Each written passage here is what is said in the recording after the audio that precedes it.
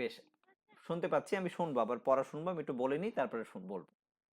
সর্বপ্রথম আমাদের আগেই একটু আগে বললাম যে অনেকেই বলো যে টেট পরীক্ষা হচ্ছে না বা ইত্যাদি, কেন এই মুহূর্তে আমরা ক্লাস করব ইত্যাদি, এরকম আছো, অনেক স্টুডেন্ট আছো।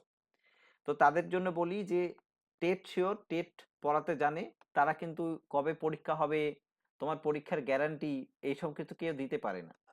এবার পরীক্ষা সম্পর্কে যাদের মানসিকতা এরকম যে পরীক্ষা এখন হচ্ছে না, এখন কেন পড়বো, আমাদের তাদের দরকার নেই। যদি এরকম কেউ থেকে থাকো, সে ক্লাস থেকে লেফট করতে পারো, সর্বপ্রথম কথা এটাই। দ্বিতীয় হচ্ছে যে এইটা একটা চাকরির পরীক্ষা, এখানে তোমাকে ধৈর্য সহকারে পড়াশোনাটা করে যেতে হবে। এবং আমি এটুকু তোমাদেরকে অ্যাসিওর করতে পারি, টেট শিওর তো উল্টো পাল্টা সময় কোনোদিন ব্যাচ করেনি, যে শুধুমাত্র ব্যাচের পর ব্যাচ করে যাচ্ছে এরকম কোনোদিন করেনি। যখনই কোনো পরীক্ষা হওয়ার সম্ভাবনা রয়েছে বা পরীক্ষা হবে এরকম সিওরিটি রয়েছে, তখনই একমাত্র ব্যাচ করেছে। সেটা এখানে যারা আমাদের স্টুডেন্ট তারা ভালো করেই জানে, কারণ তারা দীর্ঘদিন ধরে ইন্টারভিউর ব্যাচের কথা বলেছে, আমি করিনি এতদিন ধরে। টেটের ব্যাচ বহুদিন ধরে বলেছে, আমরা কিন্তু করিনি। শেষ টেটের ব্যাচ হয়েছে আমাদের 20 নম্বর ব্যাচ আমরা শেষ করেছি, এবং এটা 21 নম্বর ব্যাচ আমরা শুরু করব, এবং 2025 সালের এটা প্রথম ব্যাচ হবে, এবং আমাদের টেট থিওরের তরফ থেকে এটা 21 নম্বর ব্যাচ হবে। এই ব্যাচটা আমরা শুরু করব এবং আমরা পড়াবো, এবং একটু অন্যরকম স্ট্র্যাটেজি ফলো করব। এবং আমাদের যে স্টাডি ম্যাট নিয়ে যাদের প্রশ্ন ছিল যে অনেকদিন ধরে একই জাতীয় স্টাডি ম্যাট দেওয়া হচ্ছে, তাদের কথাও, তাদের জন্য বলি, এটা করতে তো সময় লাগে, আমরা তাও অনেকটাই চেঞ্জ করেছি, আরো চেঞ্জ করব, প্রতিনিয়তই আমরা চেঞ্জ করব। এবং আমরা একটা প্র্যাকটিস ব্যাচ আনছি, সেখানে আমরা নতুন ধরনের আঙ্গিকে প্র্যাকটিস কোশ্চেন অ্যান্সার করব, যেটা আশা করব পশ্চিমবঙ্গের কোনো সংস্থা এখন পর্যন্ত করতে পারেনি। আমরা একেবারে টেটের কিছু প্রশ্ন থাকবে যেটা হচ্ছে বিগত বছরের প্রশ্ন, আর কিছু প্রশ্ন থাকবে যেটা 2023 সালে টেটের অনুকরণে তৈরি হয়েছে। তো প্র্যাকটিস ব্যাচ নিয়ে আমি না হয় অন্য সময় আলোচনা করবো। এরকম ভাবে আমাদের সংস্থা থেকে আমরা 3টে ব্যাচ লঞ্চ করব, একটা হচ্ছে প্র্যাকটিস ব্যাচ, একটা টেটের ব্যাচ, একটা হচ্ছে ইন্টারভিউ ব্যাচ। এই 3টে ব্যাচ 2025 সালে কিছুদিনের মধ্যেই আমাদের কাছে শুরু হবে। এবার আসি আজকের এই ব্যাচটা নিয়ে তোমাদের কাছে যেটুকু বক্তব্য। সর্বপ্রথম হচ্ছে টেট পরীক্ষা হওয়ার যে সম্ভাবনা, সেটা কিন্তু এই বছরের জুন জুলাইয়ের মধ্যে তোমাদের নোটিফিকেশন আসবে। পরীক্ষা হবে কিনা আমি গ্যারান্টি দিতে পারবো না, কারণ এই মুহূর্তে পর্ষদ কেবলমাত্র তাদের নতুন কিছু রিক্রুটমেন্ট নিয়ে ভাবছে, কিন্তু রিক্রুটমেন্টটা তোমাদের নয়, রিক্রুটমেন্ট হচ্ছে কলেজের, যারা এই যে বিএড ডিএড কলেজে পড়ছো, যারা তাদের যে টিচার রিক্রুট হয় সেটা এবার থেকে পর্ষদ করবে, সেই সমস্ত নিয়ে তাদের মিটিং হয়েছে। কিন্তু আমাদের টেট পরীক্ষাও হবে, এবং সেটা একটু গেস করেই বলছি, সেটা হচ্ছে জুন জুলাইয়ের মধ্যে পরীক্ষা হওয়ার সম্ভাবনা আছে। আর যদি একান্ত সেটাও না হয়, তাহলে তোমাদের এই বছরের আগে অর্থাৎ নভেম্বরের আগে তো পরীক্ষা হবেই। তো তোমরা 7-8 মাস মতো সময় তোমরা হাতে পাবে। আর যদি জুন জুলাই হয় তাহলে 6 মাস মতো পাবে, 6 মাসও পাবে না, 5-6 মাস পাবে। তাহলে সেই জায়গা থেকে অ্যাজ এ স্টুডেন্ট হিসেবে তোমাদের করণীয় কি? তোমাদের করণীয় হচ্ছে কি, ধারাবাহিকভাবে এই প্রস্তুতিটাকে বজায় রাখা। এবার তোমরা বলবে যে সারা বছরই কি পড়ে যাব? এবার তোমরা স্টুডেন্ট, তোমাদের এটা করা ছাড়া কোনো উপায় এখানে নেই, এখানে কোনো শর্টকাট মেথড নেই। কিন্তু যদি পড়াশোনাটাকে ধারাবাহিক রাখো এবং যদি প্র্যাকটিস বজায় রাখো, তাহলে আমি এটুকু শিওর যে এই যে খাটনি বা পড়াশোনার ধারাবাহিকতা, এটা কোনোদিনই ব্যর্থ হয় না। এটা একদিন তোমাকে সুফল দেবেই দেবে, এবং তুমি যেদিনই পরীক্ষা হোক তুমি পাশ করবে। এবার পরীক্ষা, পড়াশোনা মানেই তোমাকে একেবারে টেট শিওরে চলে আসতে হবে, টেট শিওরে আসলেই পড়াশোনা হবে, আমি সেই কথাও বলছি না। কারণ আমি কেবল টেটের অ্যাডভার্টাইজমেন্ট দিতে আসিনি। তো সেই জায়গা থেকে অবশ্যই ডেমো ক্লাস করানোর উদ্দেশ্য হচ্ছে নতুন ব্যাচে ভর্তি করানো, এটা তো সত্যি কথাই। কিন্তু তার মানে এটাই না যে একেবারে টেট শিওরে আসতেই হবে। কারো যদি মনে হয় যে আমি নিজে সেলফ প্রিপারেশন নেব, সেও নিতে পারো, কিন্তু আমার যেটা বক্তব্য যে প্রিপারেশনটাকে ধারাবাহিকভাবে বজায় রাখো। ওটাকে হতাশ হয়ে ওটা করছি না বা ছেড়ে দিচ্ছি বা যখন পরীক্ষা হবে তখন করব, এই বিষয়টা থেকে বিরত থাকো, তাহলেই তোমরা দেখবে সফল হতে বাধ্য থাকবে, এটুকু আমি বলতে পারি। আমি এতক্ষণ ধরে যা যা বললাম শুনতে পেলে? শুনতে পেয়েছো? একটু রেসপন্স করবে। হ্যাঁ, ঠিক আছে। ওকে ওকে, ঠিক আছে, আমি প্রশ্নও শুনবো, এরপরে সবার প্রশ্ন শুনবো। আমি একটু বলে নিই, তারপরে প্রশ্ন শুনবো। যারা নতুন একেবারে, তাদের জন্য এখানে যেটা দেখতে পাচ্ছ, এটা টেট শিওরের তৈরি সিলেবাস, মানে পশ্চিমবঙ্গ সরকার সিলেবাস দিয়েছিল, সেই সিলেবাসটাকে আমরা বঙ্গানুবাদ করেছিলাম। আমাদেরটাকে কপি পেস্ট করে অনেক সংস্থাই এখন বঙ্গানুবাদ করে নিয়েছে, এবং অনেক জায়গাতে দেখতে পাবে যে আমরা যেটা লিখেছি ঠিক সেটাই তাদের মধ্যে বঙ্গানুবাদ করা আছে। কিন্তু বিশ্বাস করো, যেদিন সিলেবাস প্রোভাইড করেছিল সরকার 2023 সালে পরীক্ষার জন্য, তার পরের দিন থেকেই আমরা এই সিলেবাসটাকে বঙ্গানুবাদ করতে শুরু করেছিলাম, এবং সেটা আমরা এক একজন ফ্যাকাল্টিকে দিয়ে দিয়েছিলাম যে যেই সাবজেক্টের। আমরা এটাকে কিন্তু সর্বপ্রথম আমরাই বানিয়েছিলাম। পরবর্তীকালে এটা আমরা ফ্রিতে প্রদান করেছি, সবাইকে দিয়ে দিয়েছি। তো দেখলাম অনেকেই এটাকে নকল করে তাদের সংস্থার লোগো লাগিয়ে তারা বলছে যে আমরা করেছি। তো যাই হোক, যেই করুক না কেন, আলটিমেটলি ছাত্রছাত্রীরা অনেক উপকৃত হয়েছে এই সিলেবাস দ্বারা, এটুকু বলতে পারি। তো এই সিলেবাস অনুসারেই আমরা মূলত 2025 সালের যে নতুন ব্যাচ, 21 নম্বর ব্যাচ, এই ব্যাচ আমরা চালু করব এই সিলেবাস অনুসারে। এখন প্রশ্ন প্রথমেই আসবে যে স্যার এই সিলেবাসটা কি থাকবে? এটুকু বলি যে এই সিলেবাসটা থাকবে। এই সিলেবাসটা থেকে বাদ দেওয়ার জায়গা নেই কিছু। কারণ এই সিলেবাসটা যা আছে তাই থাকবে। হতে পারে, এমন হতে পারে যে এখান থেকে একটা বা দুটো টপিক বাদ চলে গেল, আর দুটো বা চারটে টপিক নতুন করে যুক্ত হলো, এটা হতে পারে। উল্টোটা হতে পারে, যা আছে তাই থাকবে, তার সঙ্গে আরো দু তিনটে করে টপিক অ্যাড হবে। এটা কেন এটা বলছি, এটাও এক্সপিরিয়েন্স থেকে তোমাদের সাথে বলছি। সেটা হচ্ছে, ধরো এর আগে 2023 সালে যে সিলেবাস দিয়েছিল তার আগেও আমাদের এপিসি ভবন থেকে বা প্রাথমিক পর্ষদ থেকে আরেকটি সিলেবাস প্রদান করেছিল বা দিয়েছিল। সেই সিলেবাসটাকে 2023 সালে একটু রিভাইজ করে কিছু নতুন করে সংযোজন করেছিল, মানে নতুন অ্যাড করেছিল, বাদ কিছুই দেয়নি, নতুন করে যুক্ত করেছিল। যেমন আমি ইংলিশ সাবজেক্টের টিচার, তো ইংলিশের কথাটা তোমাদের বলতে পারি। 2023 সালের আগে যে পরীক্ষা হয়েছিল, টেট পরীক্ষা, সেই পরীক্ষাতে এই যে 10 নম্বরের একটা টপিক দেখতে পাচ্ছ, লেসন প্ল্যান বা ডিজাইন, এটা, এই যে মাইক্রো টিচিং এই টপিকটা, এবং এই যে অ্যাসেসমেন্ট অ্যান্ড ইভ্যালুয়েশন এই টপিকটা, এই তিনটে টপিকের একটা টপিকও 2023 সালের আগে যে সিলেবাস দিয়েছিল সেখানে ছিল না। কিন্তু 2023 সালে এই তিনটে টপিক নতুন করে অ্যাড করা হয়েছিল বা যুক্ত করা হয়েছিল। তার মানে এখান থেকে কি বুঝতে পারলে যে যখন সিলেবাস তৈরি হচ্ছে বা নতুন কিছু দিচ্ছে, তখন সেখানে সংযোজন করছে, মানে নতুন করে কিছু অ্যাড করে দিচ্ছে, কিন্তু সেখান থেকে বাদ কিছুই দিচ্ছে না। এটা একটা বেসিক কারণও আছে। কারণ যদি প্রশ্নপত্র ঘেটে দেখো টেটের, তাহলে লক্ষ্য করবে যে প্রশ্নপত্র 2023 সালে তো খুবই কঠিন প্রশ্নই এসেছিল, এবং তার আগে যে প্রশ্নপত্র ছিল সেগুলো যথেষ্ট পরিমাণে সহজ ছিল। আর 2017 সালে একটি প্রশ্ন এসেছিল যেটা খুবই কঠিন, কিন্তু সেটা ছিল টেট সিলেবাস বহির্ভূত একটা প্রশ্নপত্র, এবং সেই নিয়ে অনেক কেস টেস হয়েছে, সেগুলো নিয়ে আমি আর ব্যাখ্যায় যাব না। তাহলে আমি যেটুকু বলতে চাইলাম তোমাদের, এটা হচ্ছে আমাদের টেট শিওরের তৈরি সিলেবাস, যেখানে প্রত্যেকটা সাবজেক্টই আছে। বাংলা দেখলে ইংলিশ দেখালাম, এটা চাইল্ড ডেভেলপমেন্ট অ্যান্ড পেডাগোগি এই টপিকটা আছে, এখানে প্রত্যেকটা টপিক আমরা বাংলায় অনুবাদ করে দিয়েছি এবং ইংলিশ ভার্সনও আছে। এবং তারপর দেখো এখানে ম্যাথামেটিক্সের সিলেবাসের টোটালে এখন যে সিলেবাস আছে সেখানে 10টা মাত্র টপিক আছে পড়ার, মানে অঙ্ক করার টপিক। এবার এর রিলেটেড কিছু টপিক আছে, সেগুলো নিয়ে আর ব্যাখ্যা করছি না, বাট আছে 10টা টপিক। আর তার সঙ্গে আরো 8টা টপিক যুক্ত আছে পেডাগজির টপিক। তাহলে এই হচ্ছে গিয়ে ম্যাথামেটিক্সের টপিক। এবং তারপরে চলে আসে হচ্ছে গিয়ে এনভায়রনমেন্টাল স্টাডিজে প্রচুর পরিমাণে পরিবর্তন করেছে 2023 সালে। যেখানে ধরো এই যে ওশান, তারপরে বায়োডাইভার্সিটি, এই সমস্ত অনেক টপিক ছিল না এর আগে, কিন্তু এগুলো নতুন করে অ্যাড করে দিয়েছে। এবং এই সিলেবাসের মধ্যে এই যে সাবজেক্টটা ইভিএস, এখানে যে সিলেবাসটা, এটা কিন্তু অত্যন্ত জটিল একটা সিলেবাস। এটা কেন জটিল বলছি, এখানে বেশ কিছু টপিক আছে যেখানে ওরা শুধুমাত্র একটা কথা বলে ছেড়ে দিয়েছে। যেমন ধরো বলেছে ফরেস্ট, বন, এবার এর মধ্যে অনেক কিছু পড়বে, স্বাভাবিক উদ্ভিদ, চিরহরিত উদ্ভিদ, এই সেই অনেক কিছু আছে, কিন্তু ওরা সেটা ব্যাখ্যা করেনি যে ঠিক কোন কোন জিনিসগুলো আমরা রাখবো। ওরা সবকিছু এখানে দিয়ে দিয়েছে। তো সেই জায়গা থেকে তোমাদের এই সিলেবাসটা কিন্তু অনেকটাই বড়, এটা মনে রাখতে হবে। এবং বিশেষ করে ইভিএস এর সিলেবাস বেশ মানে জটিল এবং অনেক বড় একটি সিলেবাস। তো যদি ধরে ধরে পড়তে হয়, তাহলে এটা মোটামুটি 1 বছর লাগবে এই সিলেবাস তোমাকে কমপ্লিট করতে, যদি তুমি ধরে ধরে সঠিকভাবে পড়াশোনা করো। আর যারা মনে করো যে আহ, যেদিন পরীক্ষা হবে সেদিন পড়বো, তাদের কাছে 7 দিনও হয়ে যেতে পারে। আমি প্রশ্ন করার সুযোগ দেব, আমি যখন বলবো তখন প্রশ্ন করবো। তাহলে সেই জায়গা থেকে আমরা সিলেবাসটা সম্পর্কে কিছুটা হলেও তোমাদের একটা ধারণা দেওয়ার চেষ্টা করলাম। এবার দুই একজন এখনো ভিডিও অন করে রেখেছো, যেমন সফিকুল বোধহয় একজন আছো, ভিডিওটা অন আছে, ভিডিও দরকার নেই, ভিডিওটা অন করে রেখেছো, তোমার ঘরের সবকিছুই অন্য অন্যরা দেখতে পাচ্ছে, তোমাকে দেখার দরকার নেই আমাদের। তুমি মিউট করে নাও দয়া করে। আর এই সিলেবাসটা নিয়ে বা টেট নিয়ে যদি কারো কোনো প্রশ্ন থাকে করো, তারপর আমরা আমাদের একটা টপিক পড়াবো আজকে। কারো কোনো প্রশ্ন থাকলে বলো।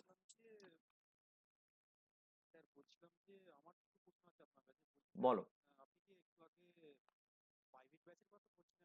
হুম হুম হুম।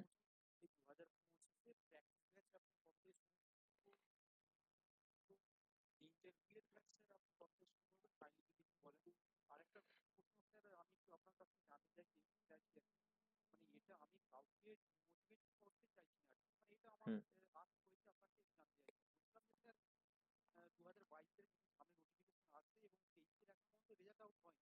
হুম।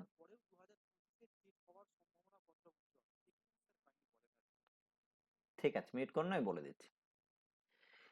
দেখো, 2025-এ টেট হবেই, কারণ পরপর 2 বছর টেট, মানে টেট হবেই এই কারণে, টেট এনসিটির গাইডলাইন অনুসারে প্রতি বছরই টেট নিতে সরকার বাধ্য, মানে সরকার বলতে পর্ষদ। সেখান থেকে তারা যেহেতু একটা জটিলতা চলছে, সেন্ট্রাল গভর্নমেন্টও চলছে, ওবিসি যে মামলা সেইটা নিয়ে একটা সমস্যা চলছে। কারণ এখানে বিষয়টা হচ্ছে টেটের ক্ষেত্রে একটু বেশি সমস্যা, অন্যান্য পরীক্ষায় কাট অফ নামে, কিন্তু টেটের ক্ষেত্রে দেখো, যারা এসসি এসটি ওবিসি আছে তারা মাত্র এই কত 82 পেয়ে পাশ করবে, আর বাদ বাকি জেনারেল কাস্ট 90 পেয়ে পাশ করবে দেশের মধ্যে। তাহলে টেট পাস মানে তো টেট সার্টিফিকেট দিয়ে দেবে। তাহলে এখানে যারা ওবিসি তারা তো 82 পেয়েই পাস করে যাচ্ছে, তার মানে আরো কত নম্বর কম পাচ্ছে, 8 নম্বর প্রায় কম পেলেও পাস করে যাচ্ছে। তাহলে সেই জায়গা থেকে এই কারণবশত 2023 সালের রেজাল্ট এখন পর্যন্ত আউট হচ্ছে না, তবে খুব রিসেন্টলি এটা আউট করে দেবে। এটা রেজাল্ট পুরোপুরি পর্ষদের হাতে তৈরিই আছে, আমার কাছে যেটুকু খবর আমি তোমাদের স্পষ্ট করে এটা বললাম। দ্বিতীয় বিষয় হচ্ছে গিয়ে টেট, একটু আগে আমি বললাম টেট তো অন্যতম একটা এমন বিষয় যেখানে পর্ষদকে উল্টে সাহায্য করে, টেট নিলে ওদেরই সুবিধা বেশি। তো সেই জায়গা থেকে 2025 সালে আমাদের টেট হবে, আমরা সেটা ধরে নিয়েই পড়াশোনা করব, এবং হবে, এটা কনফার্ম থাকো যে হবে। আর আরেকটি বিষয় আসছি যে আমাদের ব্যাচ আমরা তো গ্রুপে জানিয়েই দেবো, একটু ওয়েট করো, আমি আমাদের ব্যাচ আমরা আপাতত বেশ কিছু ডেমনস্ট্রেশন ক্লাস দেব, এটা একটুখানি খুব ভালো করে শুনে নেওয়া প্রত্যেকে। আমরা একটা রুটিন দিয়েছি, বা প্রত্যেকটা টিচারের, কিছু টিচারের তোমরা পোস্টার দেখতে পেয়েছো, যেখানে লিখে যাচ্ছে যে কোন টিচার কোন দিন ক্লাস নেবে। যেমন কালকেই কিন্তু আবার ক্লাস আছে, প্রত্যেকটা ক্লাস রাত 8টা থেকে হবে, প্রতিদিন হবে, কোনো রকমের টাকা পয়সা কিছু লাগবে না এই ক্লাস করতে। এগুলো প্রত্যেকটাই ডেমো ক্লাস এবং ফ্রি ক্লাস। এই ক্লাস করলেই যে আমাদের কাছে ভর্তি হতে হবে এরকমও কোনো বাধ্যবাধকতা নেই। তুমি তোমার যে নলেজ আছে সেই নলেজ অনুসারে তুমি এই ক্লাসগুলো ফ্রিতে করতে পারো, এবং করে বরঞ্চ আমাদেরকে ফিডব্যাক দিতে পারো যে আমাদের কোনো পড়ানোর খামতি বা দুর্বলতা আছে কি না, তোমাকেও সেই অধিকারও আমরা দিচ্ছি। তাহলে সেই জায়গা থেকে আমাদের প্রতিদিন রুটিন অনুসারে আপাতত 10 থেকে 15 দিন ক্লাস হবে টানা। তোমরা এই ক্লাসগুলো পরপর করে যাও। এর মধ্যে তোমাদেরকে একদিনও বলা হবে না আসো ভর্তি হও, একদিনও বলবো না আমরা এত টাকা ফিস নিচ্ছি। এর মাঝখানে আমিও আবার ক্লাস নেব, সেদিন আমি আমাদের যে পড়ানোর স্ট্রাকচার, কিরকম ভাবে পড়াবো, কিরকম ভাবে ব্যাচ হবে বলবো। এবং সেদিন আমরা অবশ্যই, যেহেতু এটা একটা পেইড ব্যাচ, এটা তো ফ্রি ক্লাস তো আর হবে না, যেটা পেইড ব্যাচ, সেখানে আমরা বলে দেবো যে আমরা কত টাকা ফিস নেবো এবং কিরকম ভাবে নেবো। আপাতত ফ্রি ক্লাস তোমরা করতে থাকো। এর সঙ্গে আরেকটি কথা আমি একটুখানি যুক্ত করে দিচ্ছি তোমাদেরকে, এটাও একটুখানি খুব মন দিয়ে শুনবে, বিশেষ করে যারা আমাদের পুরনো স্টুডেন্ট তাদের জন্য বিশেষ করে আমরা বলছি। সেটা হচ্ছে, দেখো আমাদের যে টিচার ফ্যাকাল্টি 8-10 জন যে টিচার আমাদের আছে টেট পড়ানোর জন্য কেবলমাত্র, এই টিচাররা তো আমাদের পার্মানেন্ট টিচার, এবং এদের ক্লাস তোমরা অলরেডি বহুবার করে ফেলেছো, কারণ আমরা 21 নম্বর ব্যাচ পড়াচ্ছি, মানে এর আগে 20টা ব্যাচ পড়িয়ে ফেললাম। 20টা ব্যাচও তো কম কথা না, এবং অনলাইনে আমি বলছি, অফলাইনে তো তারও আগে থেকে আমরা পড়াই। তাহলে আমরা আমাদের যে পার্মানেন্ট ফ্যাকাল্টি যারা ছিল তাদের মধ্যে 2-1 জন, তারা বেশিরভাগই চাকরি করেন, এবং বেশিরভাগই সরকারি চাকরি করেন, তাও বলে দিচ্ছি।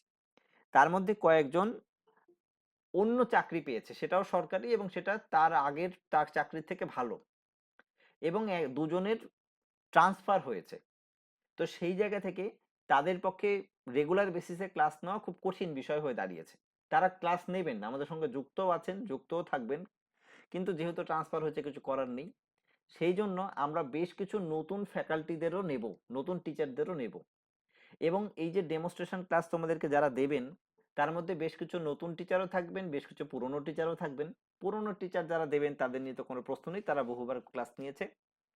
যারা নতুন টিচার থাকবেন তাদের মধ্যে হতেই পারে যে কেউ হয়তো অতটা ভালো পড়ালো না। আমরা একটা সাবজেক্টের একাধিক টিচারকে দিয়েই তোমাদেরকে ক্লাস দেওয়াবো। যেমন ধরো আমাদের সিডিপিতে অলরেডি 3 জন শিক্ষিকা ক্লাস দেবেন। এই 3 জনের মধ্যে আমরা 1 জন বা 2জনকেই আমাদের টেট শিওরের সঙ্গে যুক্ত করাবো বা নেব, অর্থাৎ তোমাদের ব্যাচে পড়ানোর সুযোগ দেবো। এক কথায় শুনে নাও। কিন্তু তোমরা যেই টিচারকে বলবে যে এই টিচার ভালো পড়িয়েছে বা এই টিচারের ক্লাস আমাদেরকে দিন নতুন ব্যাচে, আমরা কেবল সেই টিচারকেই তোমাদের ক্লাসে দেব। বাদ বাকি 2জন টিচারকে আমরা বাদ দিয়ে দেব। আমার প্রশ্নটা শুনতে পেলে বা বুঝতে পারলে আমি কি বলতে চাইলাম? আমাকে একটু রেসপন্স করো, যারা পুরনো স্টুডেন্ট বা যারা নতুন। হ্যাঁ, ঠিক আছে।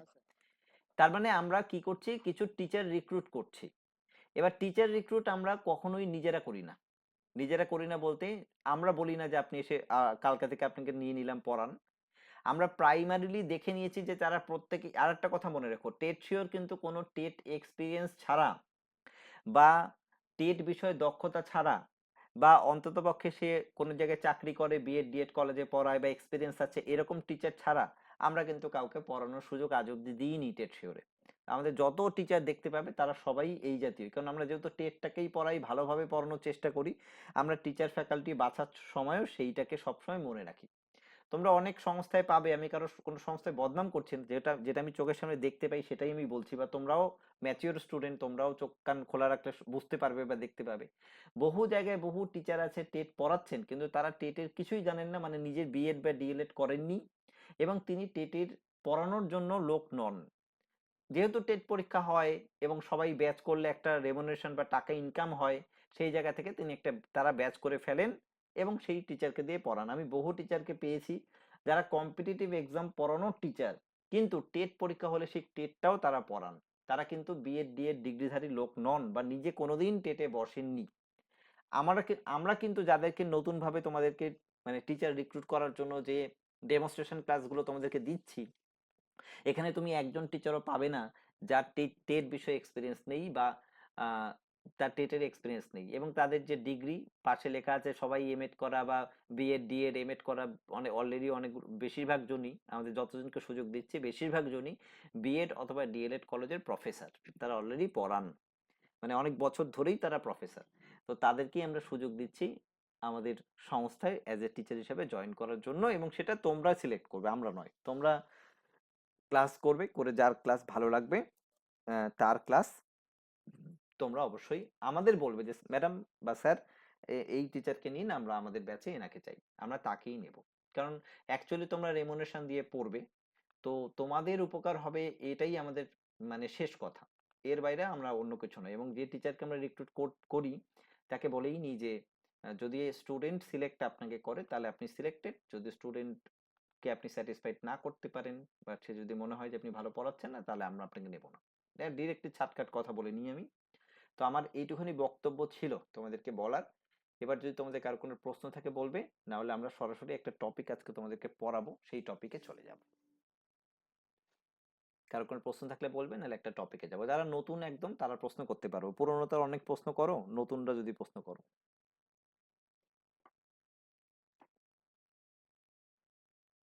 আছে কারো কোনো প্রশ্ন?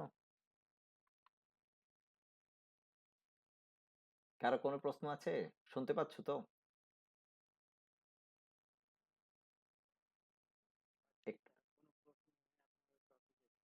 ওকে ওকে, বেশ। কালকে থেকে রাত 8টা থেকে ক্লাস, কালকেও ক্লাস আছে। প্রত্যেকে ক্লাসটা মন দিয়ে করো, বারবার এরকম সুযোগ পাবে না। এবং টিচারদের এরকম টাইম নেই যে প্রতিদিন তোমাকে রাত 8টা থেকে এসে মানে বিনা পারিশ্রমিকে পড়িয়ে যাবে, সেটা হয় না। সেই জায়গা থেকে যে কদিন সুযোগ পাচ্ছ, 10-15 দিন টানা ক্লাস আমরা নেব। আশা করব তোমরা প্রত্যেকেই সেই ক্লাসগুলো অ্যাটেন্টিভলি করবে, এবং তারপরে আমরা একটা ভোট বা পোলিং সিস্টেম করব যে কোন টিচার ভালো পড়ালেন। তোমরা অবশ্যই সেই ভোট দেবে যে এই টিচার ভালো পড়িয়েছেন। তোমাদের ভোটের মাধ্যমেই যে টিচার ভালো পড়াবেন তাকে আমরা আমাদের 21 নম্বর টেটের ব্যাচে অ্যাপয়েন্ট করব। এবং তোমরা দেখতেই পাবে যে একই সাবজেক্টের একাধিক টিচারই এখানে ক্লাস নিতে থাকবেন বা নেবেন। এই বিষয়টাও তোমরা একটুখানি খেয়াল করে সবার ক্লাস করারই একটু চেষ্টা করো। আর যারা ক্লাস করবে একটু খাতা পেন নিয়ে বসে সঠিকভাবে ক্লাস করার চেষ্টা করো। ক্লাস যারা করবে তারা প্রত্যেকে পিডিএফ নোটও আমাদের কাছ থেকে পাবে। এবার আসবো পড়ার মধ্যে। আমার ইংলিশ সাবজেক্টের ক্ষেত্রে আমি সিলেবাসটা পুরো পুঙ্খানুপুঙ্খভাবে বলছি না, এটা যখন ক্লাস করাবো তখন বলবো। এই সিলেবাসে তো জানো, যারা নতুন তাদের জন্য বলি যে 30 নম্বরের টোটাল প্রশ্ন প্রত্যেকটা সাবজেক্টের। এই 30-এর মধ্যে কিছু নম্বর আসবে কম্প্রিহেনশন থেকে। কত নম্বর আসবে সেটা বলা নেই এখন আর। আগে ছিল 15 নম্বর আসতো, এখন এটা 16 আসতে পারে, 19ও আসতে পারে। আর বাদ বাকি যে নম্বর সেটা আসবে পেডাগজি থেকে। তো আমাদের পেডাগজির এখানে টোটাল 13টা টপিক আছে। এই 13টা টপিক খুব ভালোভাবে তোমাদেরকে পড়তে হবে। এই 13টা টপিকের প্রত্যেকটা টপিক থেকেই প্রায় একটা করে 1 নম্বর করে আসে। তাহলে দেখো, যদি 13টা টপিক থেকে 13টা প্রশ্ন আসে, তার মানে 13 নম্বর পেডাগজিতে থাকবে। আর বাদ বাকি 17 নম্বর থাকবে গ্রামার প্লাস হচ্ছে কম্প্রিহেনশন। এরকম ভাবে থাকতে পারে, উল্টোটাও হতে পারে। 13টা টপিক থেকে টোটাল 18 নম্বর থাকতে পারে পেডাগজি থেকে, কেবল 12 নম্বর থাকতে পারে কম্প্রিহেনশন থেকে। এটাও হতে পারে। সে যেটাই হোক না কেন, এই যে ডিভিশন, এটা আমরা আমাদের মাথায় না রাখলেও চলবে। এটা রেখে আমরা পড়াশোনাটা করতে পারবো না। আমাদের যেটা মাথায় রাখতে হবে, তার মানে আমি বুঝে গেলাম যে আমার এই সিলেবাসের প্রত্যেকটা টপিকই আমাকে পুঙ্খানুপুঙ্খভাবে পড়তে হবে। আমি কোনো টপিকই বাদ দিতে পারবো না, এবং কোনো টপিককেই বলতে পারবো না যে এটা বিশেষ কিছু ইম্পর্টেন্ট, এটা ইম্পর্টেন্ট নয়, এরকম বিষয় নেই। এখানে সব টপিক থেকেই প্রশ্ন আসবে এবং সবকটা টপিকে তোমাকে পড়তে হবে। মজার বিষয় হলো, এই জায়গা থেকে তোমাকে এই যে কম্প্রিহেনশন পার্ট, এটা শুধু প্র্যাকটিস করে যেতে হবে তোমাকে। এখানে টিচারের তেমন বিশেষ কিছু ভূমিকা নেই। টিচার অবশ্যই তোমাকে শিখিয়ে দেবে, 2-4টে প্র্যাকটিস করাবে বা 5টা 10টা প্র্যাকটিস করালো, বাকি 50টা 60টা তোমাকেই প্র্যাকটিস করে যেতে হবে। এবং এর প্র্যাকটিসের মাত্রা যার যত বেশি থাকবে, সে তত বেশি পারদর্শী হয়ে উঠবে এবং সে তত তাড়াতাড়ি পরীক্ষার হলে এই কম্প্রিহেনশনটা সঠিকভাবে করে দিয়ে আসতে পারবে। এখানে কিছু স্টুডেন্ট আছো, বা বিগত বছরের এক্সপিরিয়েন্স থেকে দেখেছি, এক্সপিরিয়েন্স তো প্রচুর পড়ানোর ক্ষেত্রে, যে অনেকে আছে যে লাস্টের দিকে কম্প্রিহেনশন পড়োই না, উবু 10 কুড়ি খেলে তারপরে গোল করে চলে আসো। কোনো কম্পিটিটিভ এক্সাম, সেটা টেট হোক আর যাই হোক, এরকম উবু 10 কুড়ি খেলে পাশ করার জায়গা নয়। এবং আই থিঙ্ক উবু 10 কুড়ি খেলে কেউ পাশ করেছে বলে আমার অন্তত এত বছর ধরে পড়াচ্ছি বা এতটা এক্সপিরিয়েন্স নিয়েও দেখিনি আমি কাউকে। তাই সেই জায়গা থেকে শিওর শট পাস করতে গেলে সঠিকভাবে প্র্যাকটিসটা বজায় তোমাকে রাখতে হবে। ওকে, শোনা গেল? অনিতা চ্যাটার্জি, অনিতা হেমব্রম, আসিফ, শুনতে পাচ্ছ? একটু রেসপন্স করো দেখি। আয়েশা তো আমাদের স্টুডেন্ট। ওকে, বিজয়, বিকাশ, বিপ্লব, ঠিক আছে। চামেলি, শুনতে পাচ্ছ? চাঁদমণি হেমব্রম, দেবাশিস তো শুনতে পাচ্ছই। ফেরদোস, ফজলুল, হাফিজুল, শুনতে পাচ্ছ? হচ্ছে কপিল কৃষ্ণ, আহ মরিয়াম খাতুন, বোধহয় মরিয়াম বেগম, মৌমিতা, পরিমল, সবাইকে শুনতে পাচ্ছ? পিউ পাল, ওকে ওকে, বেশ বেশ। ওকে, রবিদুল এবং শারবনী গুইন, শুনতে পাচ্ছ একটু আগে। শিবপ্রসাদ আছো, শফিকুল আলম আছো, সৌরভ আমাদের স্টুডেন্ট, সুরভি,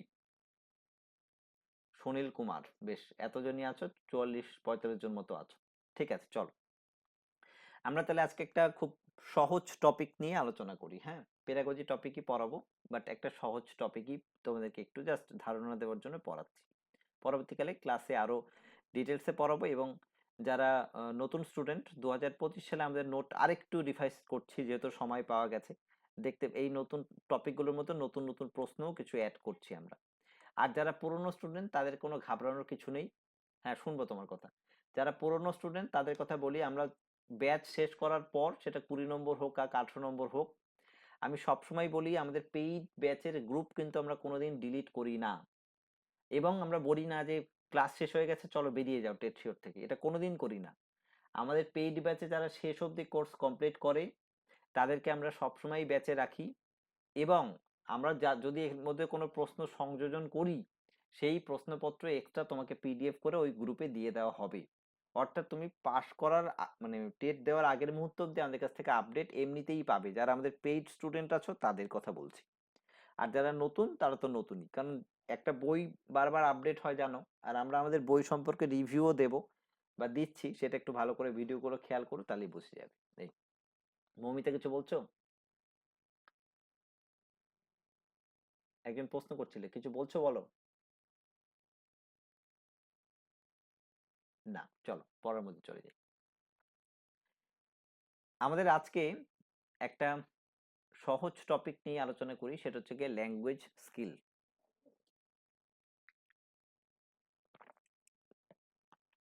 এটা আমাদের আগেরই নোট, সেটা নিয়ে আলোচনা করি। পরবর্তীকালে এর সঙ্গে আরো কিছু প্রশ্ন সংযোজন হবে, সেটা নিয়ে আমরা ক্লাসে আলোচনা করব। ল্যাঙ্গুয়েজ স্কিলস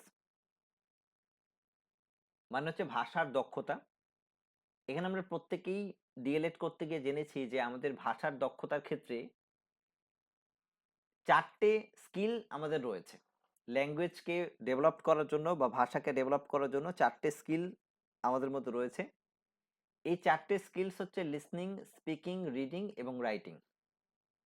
এবং এই চারটে স্কিলকে শর্টকাটে একসঙ্গে বলা হয় LSRW, এটা আমরা জানি।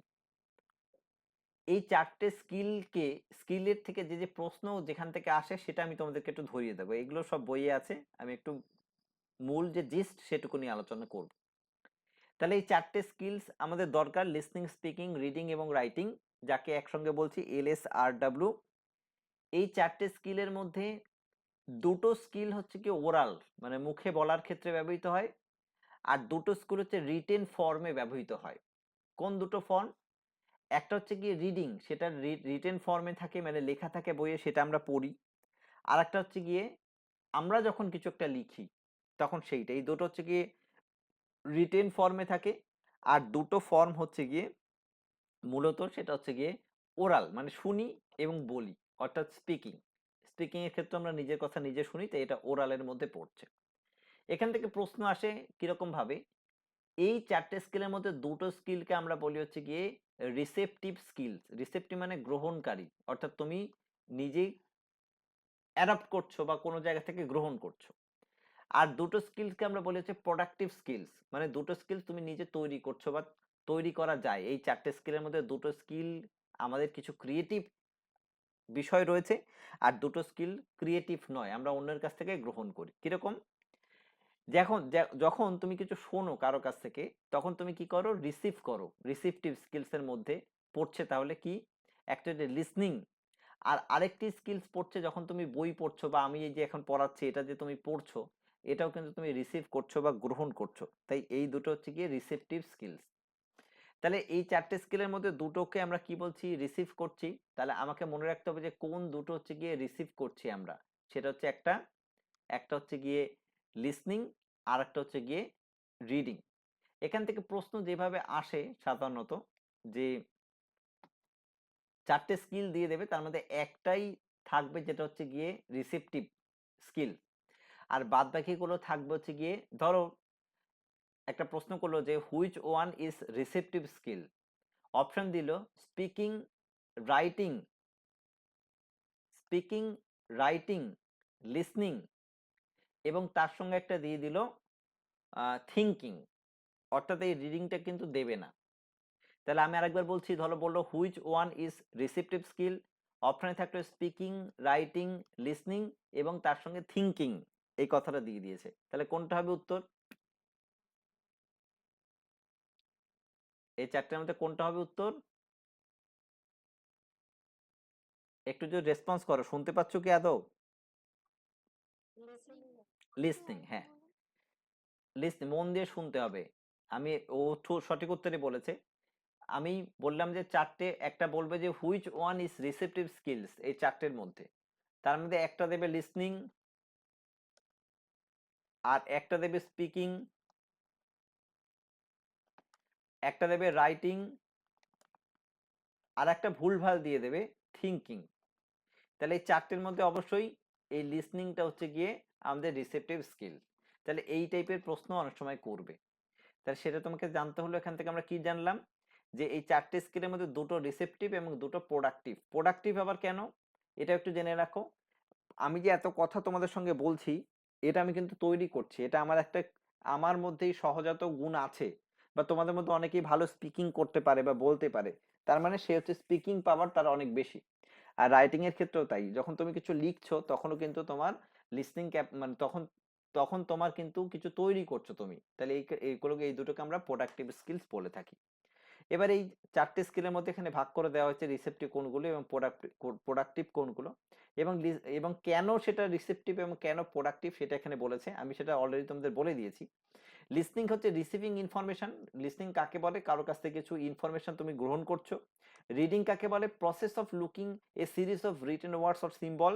কিছু সিম্বল বা রিটেন ওয়ার্ড তুমি পড়বে, পড়ে সেখান থেকে কিছু মানে বুঝবে, এটাও তুমি গ্রহণ করছো, তাই এই দুটোকে আমরা বলছি হচ্ছে গিয়ে রিসেপটিভ স্কিলস।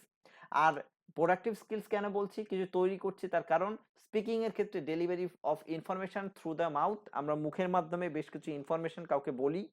আর একটা হচ্ছে রাইটিং এর ক্ষেত্রেও তাই, আমরা বেশ কিছু সিম্বল ব্যবহার করে কিছু জিনিস লিখি, যেমন এ বি সি ডি, এগুলো সব সিম্বল। এটা হচ্ছে সবকটাই প্রোডাক্টিভ স্কিলস এর মধ্যে পড়ছে। এবার আসবে লিসনিং স্কিলস এর মধ্যে।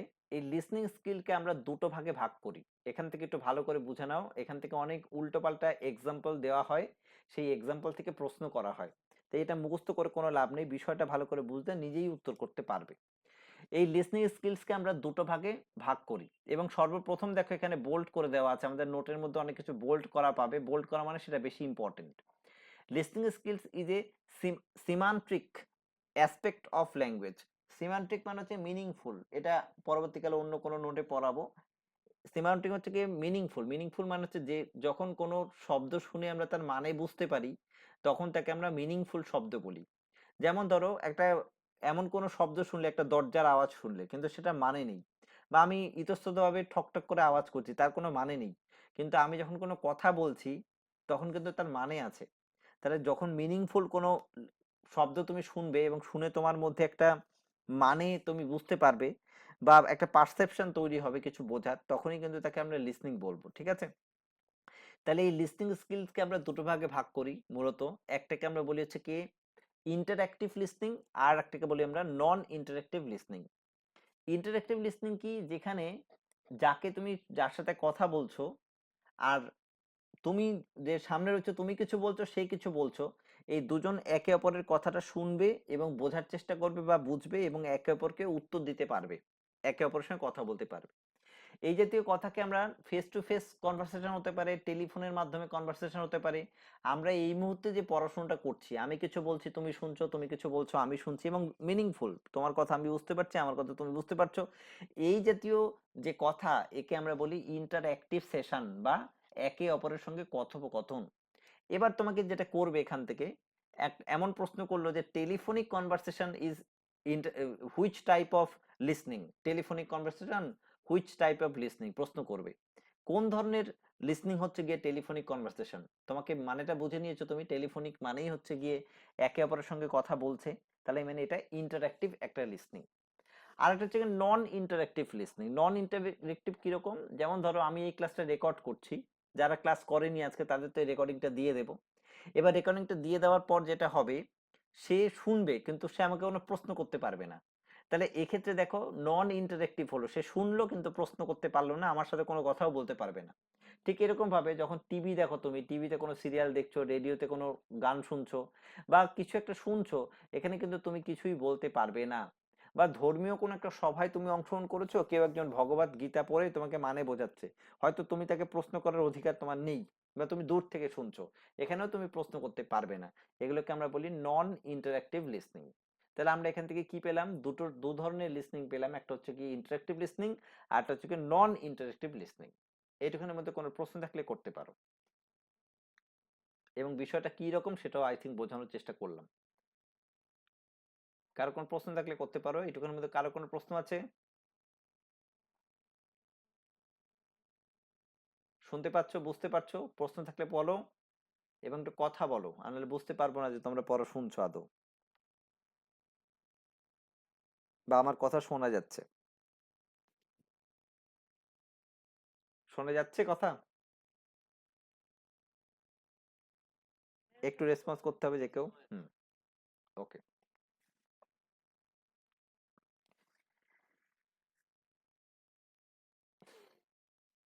এরপরে স্পিকিং এর ক্ষেত্রে আমরা কি করছি, মুখে বলছি।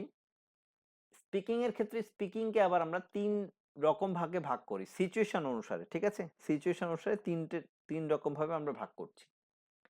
এক্ষেত্রে একটাকে বলছি ইন্টারাক্টিভ স্পিকিং, মানে একে অপরের সঙ্গে কথা বলবো, যেমন টেলিফোনে কথা বলা বা সরাসরি কথা বলা বা এখন যে কথা বলছি সেটা। একটাকে বলছি পার্শিয়ালি ইন্টারাক্টিভ। পার্শিয়ালি ইন্টারাক্টিভ মানে কিছুটা ইন্টারাক্টিভ, পুরোটা না। কিরকম, এটা একটু এক্সাম্পল দিয়ে বোঝাই।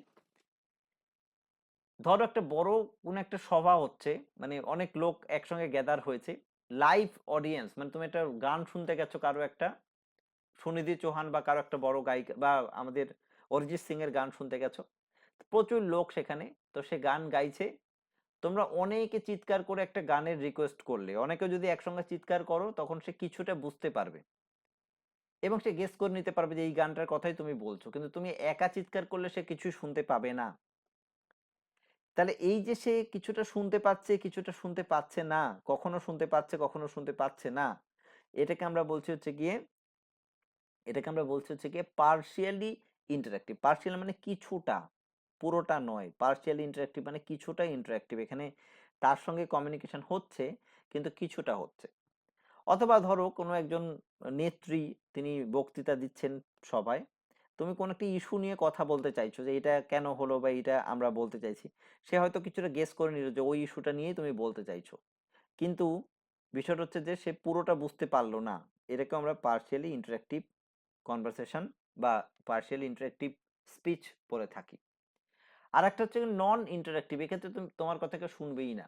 যেমন some speaking situation may be totally non interactive such as when recording a speech for a radio broadcast. যখন রেডিওতে কোনো কেউ স্পিচ দিচ্ছে এবং তার কথাটা তুমি পরবর্তীকালে শুনছো, তখন সেটা হয়ে যাচ্ছে পুরোপুরি নন ইন্টারঅ্যাক্টিভ স্পিচ। অর্থাৎ তুমি কারো কথা শুনছো কিন্তু তার কথার কোনো প্রত্যুত্তর তুমি দিতে পারবে না বা তাকে কোনো প্রশ্নও তুমি করতে পারবে না, একে আমরা নন ইন্টারঅ্যাক্টিভ স্পিচ বলে থাকি। এরকম মধ্যে কোনো প্রশ্ন আছে কারো?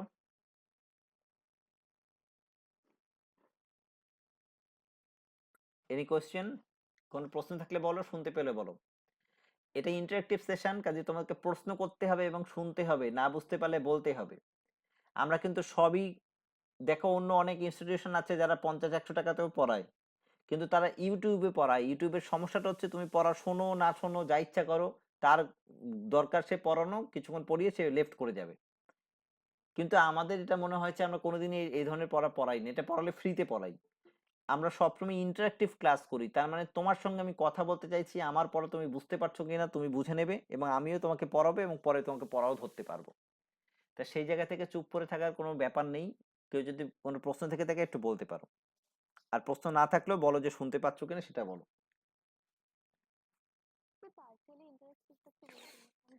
পার্শিয়াল ইন্টারাক্টিভ হচ্ছে কিছুটা ইন্টারাক্টিভ, মানে ধরো অরিজিৎ সিং একটা গান গাইছে, তো তোমরা অনেকে মিলে একটা গানের রিকোয়েস্ট করতে চাইছো, 10-15 জন মিলে চিৎকার করছো, সে হয়তো সেই গানটা গেস করে নিল যে এটাই তোমরা বলছো, রিকোয়েস্ট করছো, তাহলে সে সেই গানটা পরবর্তীকালে গাইলো। তার মানে কি, তোমার কথা পুরোটা শুনতে না পেলেও তোমাদের অনেকের কথা একসঙ্গে চিৎকার করার ফলে একটু হলেও বুঝতে পেরেছে সে। এটাকে আমরা পার্শিয়ালি ইন্টারাক্টিভ বলে থাকি। এটা সাধারণত কোনো বড় ভিড় বা যেখানে শোনা যায় না এই জাতীয় জায়গাতেই এই ধরনের পার্শিয়াল ইন্টারাক্টিভ সেশন চলে। এবার আসি পরের অংশটায়, এটাকে আমরা বলি রিডিং স্কিল। রিডিং স্কিল তো জানোই, reading skill is a phonetic cum graphitic aspect of language. Phonetic cum graphitic aspect মানে, এই ক্ষেত্রে ফোনেটিক মানে হচ্ছে তুমি মুখে বলছো, phonetic is related to sound. এটা নিয়ে বহুবার টেটে প্রশ্ন এসছে, বহুবার প্রশ্ন এসছে যে ফোনেটিক কিসের সঙ্গে সম্পর্কযুক্ত। এটা হচ্ছে সাউন্ডের সঙ্গে সম্পর্কযুক্ত। এই রিডিং হচ্ছে গিয়ে সাউন্ড প্লাস হচ্ছে গ্রাফিটিক। গ্রাফিটিক মানে হচ্ছে রিটেন বা রাইটিং, এর সঙ্গে সম্পর্কযুক্ত। এই যে রিডিং, রিডিংটা হচ্ছে গিয়ে ফোনেটিক এবং গ্রাফিটিক, অর্থাৎ লিখিত এবং মৌখিক বা মুখে আওয়াজ করা, এই দুটোর একটা মিলিত রূপ হচ্ছে গিয়ে রিডিং। কারণ লিখিত মানে কিছু লেখা আছে সেটা তুমি দেখতে পাচ্ছ, আর সাউন্ড মানে তুমি পড়ছো মুখে তাই তুমি শুনতে পাচ্ছ, যেমন আমি এখন পড়ছি। এই রিডিং স্কিলসটা অত্যন্ত গুরুত্বপূর্ণ একটি স্কিল, কারণ রিডিং স্কিলস যদি বেশি পরিমাণে কারো প্রতি মজবুত থাকে বা কেউ ভালো বুঝতে পারে, সে পরবর্তীকালে অন্য অন্য স্কিলগুলো ডেভেলপ ভালোভাবে ঘটে। এই রিডিং স্কিলসকে আমরা প্রাথমিক পর্যায়ে reading can be classified in following types, দুরকম ভাবে ভাগ করি প্রাথমিক পর্যায়ে। একটা বলি সাইলেন্ট রিডিং, এটা তো আমরা জানো, focused on concentration. Silent reading সবসময় কনসেন্ট্রেশনের উপর ফোকাস করে, যত বেশি তাড়াতাড়ি তুমি পড়তে পারবে, কনসেন্ট্রেট করতে পারবে। আর অ্যালাউড রিডিং হচ্ছে গিয়ে সবসময় আমরা মুখে বলি, এটা এটা প্রোনাউন্সিয়েশনের উপরে ফ্যাক্ট করে। এবং মনে রাখতে হবে, এই যে লাউড রিডিং বা অ্যালাউড রিডিং, এটা বাচ্চাদের পক্ষে ভীষণ পরিমাণে গুরুত্বপূর্ণ। এখানে ব্র্যাকেটে লেখা আছে best for beginners or child, বাচ্চাদের জন্য গুরুত্বপূর্ণ। আর তোমরা যেহেতু বাচ্চাদের জন্য 1 থেকে 5 অব্দি ক্লাসের টিচার হতে চাইছো, বা পিপি থেকে 5 অব্দি, তাহলে তোমাদের ক্ষেত্রে এই অ্যালাউড রিডিংটা খুবই গুরুত্বপূর্ণ, যেখানে চিৎকার করে বা জোরে পড়বে। আর অ্যালাউড রিডিং এ কি ইমপ্রুভমেন্ট করে? প্রোনাউন্সিয়েশনে ইমপ্রুভমেন্ট করে। প্রশ্ন আছে যে জোরে জোরে পড়লে তাতে কি ইমপ্রুভমেন্ট হয় বা কোন বিষয়টা ডেভেলপড হয়, তাহলে উত্তর হবে সবসময় প্রোনাউন্সিয়েশনের ডেভেলপমেন্ট ঘটে। আর এটা তোমার ক্ষেত্রে প্রযোজ্য, অ্যাজ এ টিচার হিসেবে তুমিও যখন বাচ্চাদেরকে পড়াবে সবসময় সঠিক উচ্চারণ করে পড়াতে হবে। তুমি ভুল উচ্চারণ করলে বাচ্চাকে তুমি ভুল শেখাচ্ছ। কিছু না শেখানোর থেকে ভুল শেখানো অনেক বেশি ক্ষতিকারক। যেমন ধরো, একটা শব্দ আছে অ্যানাউন্সমেন্ট, আমরা ট্রেনে যখন যাই অ্যানাউন্সমেন্ট শুনতে পাই, কিন্তু অনেক জায়গায় অনেক উচ্চারণ করে অ্যালাউসমেন্ট। তাহলে এই জাতীয় উল্টোপাল্টা উচ্চারণ করলে কিন্তু সেই বাচ্চাও উল্টোপাল্টা জিনিসই তোমার কাছ থেকে শিখবে। তাই সেই জায়গা থেকে অ্যাজ এ টিচার হিসেবে তোমার প্রোনাউন্সিয়েশন সঠিক রাখতে হবে, এবং অ্যাজ এ স্টুডেন্টকে তোমাকে সেই প্রোনাউন্সিয়েশন সঠিকটাই শেখাতে হবে, ভুলটা নয়। এবার কিছু আঞ্চলিকতার প্রভাব থাকে এক একটা অঞ্চলে, সেটা তোমাকে দূর করে, মানে যতটা সম্ভব দূর করে, যেটা আমাদের লিখিত রূপ বইপত্রে আমরা যে শব্দটা পাই সেই শব্দটা শেখানোটাই উপযুক্ত বিষয়। বোঝা গেল? রিয়া বিশ্বাস, প্রিয়াঙ্কা লাই, শুনতে পাচ্ছ? প্রিয়াঙ্কা কর্মকার আছো? শোনা যাচ্ছে প্রত্যেকে? সর্বাণী গুইন, শুনতে পাচ্ছ? বলো, কারো কোনো প্রশ্ন থাকলে বলো এই অবধি।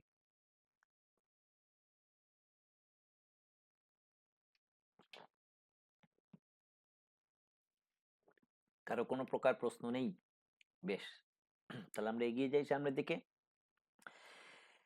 এই রিডিংকেও আমরা দুটো রকম ভাগে ভাগ করছি। একটাকে বলছি ইন্টেন্সিভ রিডিং। কথা কি কেটে যাচ্ছে?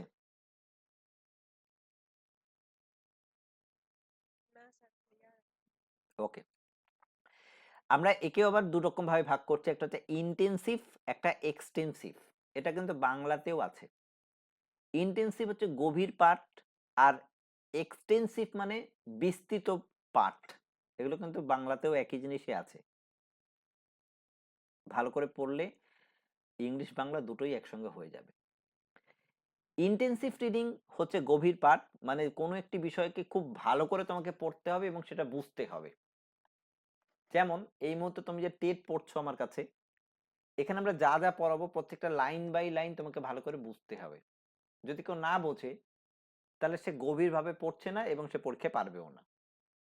তাহলে ইন্টেন্সিভ রিডিং কোন কোন ক্ষেত্রে প্রযোজন হয় বা প্রয়োজন হয়, প্রশ্ন আসবে।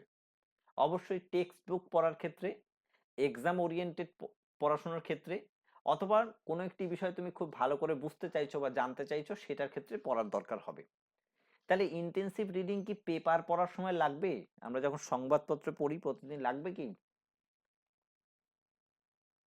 লাগবে? লাগবে না, কোনো ক্ষেত্রেই লাগবে না। ধরো সংবাদপত্রে একটা খুব গুরুত্বপূর্ণ একটা কিছু দিয়েছে, যেটা তোমার লাগবে, তোমার পরীক্ষার রেজাল্ট সম্পর্কে একটা কিছু গুরুত্বপূর্ণ দিয়েছে, তাও লাগবে না? আচ্ছা, তাহলে তো পড়লে লাগবে না। আর কেউ বলবে?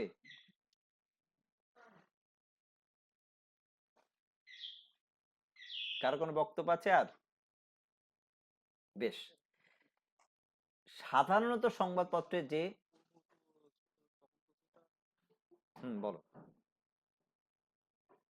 হ্যাঁ, সাধারণ যে সংবাদগুলো আছে সেই ক্ষেত্রে লাগবে না, কিন্তু কখনো কখনো কোনো গুরুত্বপূর্ণ সংবাদ যেটা আমার প্রয়োজন খুবই, তো সেই ক্ষেত্রে আবার লাগতেও পারে। সেটা সংবাদ অনুসারে নির্ভরশীল। কিন্তু যদি প্রশ্ন আসে পরীক্ষার সময় যে সংবাদপত্রের পাঠটা কি জাতীয় পাঠ, তাহলে কখনোই সেটা ইন্টেন্সিভ রিডিং এর মধ্যে পড়বে না। ঠিক আছে, এবার আসছি এক্সটেন্সিভ রিডিং। এক্সটেন্সিভ বিস্তৃত পাঠ, মানে অনেক কিছু তুমি পড়বে কিন্তু কোনোটাই তুমি একেবারে বিশাল আন্ডারস্ট্যান্ডিং করে বিশাল বুঝে পড়াশোনার দরকার নেই। এই জাতীয় পাঠ এর মধ্যে যেমন গল্পের বই যখন আমরা পড়ি অনেকটা পড়ে ফেলি, অনেক কম সময়ের মধ্যে পড়ে ফেলি। নোভেল যখন আমরা পড়ি সেক্ষেত্রে আমাদের দরকার হয় এক্সটেন্সিভ রিডিং, অর্থাৎ সেক্ষেত্রে আমরা কম সময়ে অনেক বেশি পরিমাণে পড়বো, কিন্তু প্রত্যেকটা লাইন বাই লাইন আমাকে বোঝার দরকার নেই, কিন্তু আমার বোঝার দরকারও আছে, ওভারঅল বোঝার দরকার আছে, সামারিটা বোঝার দরকার আছে। ঠিক আছে, এটা মনে রাখতে হবে। এটা যদি তুমি অনেক কিছু পড়ে ফেলছো কিন্তু কিছুই বুঝতে পারোনি, তাহলে গল্প পড়ে মজা পাবে কোথা থেকে?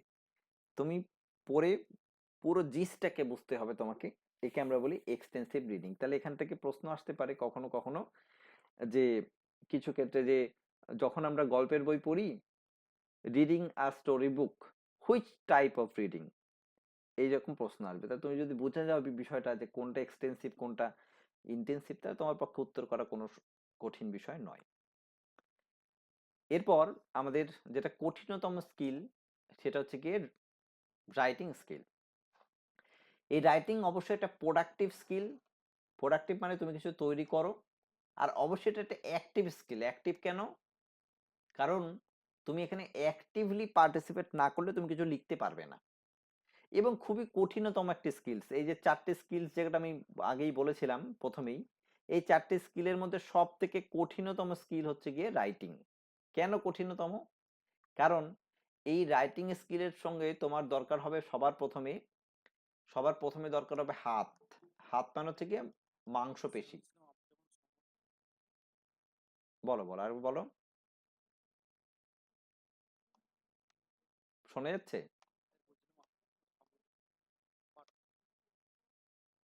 কথাটা কেটে কেটে যাচ্ছে তোমার। হুম। পে-